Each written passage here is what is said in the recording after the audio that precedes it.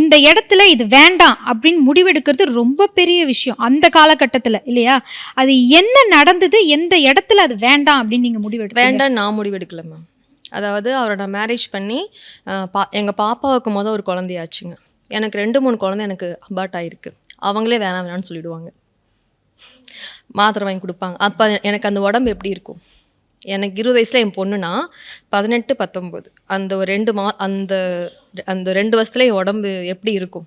அப்புறம் திருப்பி ஒரு டைம் அபார்ஷன் ஆச்சு. எங்களோட பாப்பாவுக்கு ஒரு குழந்தை பார்த்திங்கன்னா ஒரு 4 மாதம் ஆகி அபார்ட் ஆச்சு. அப்போ அவங்க 6 மந்த்துக்கு மேலே ஆகணும். இதுக்கப்புறம் இந்த பொண்ணு உடம்புல தெம்பு இல்லைன்னு சொன்னாங்க.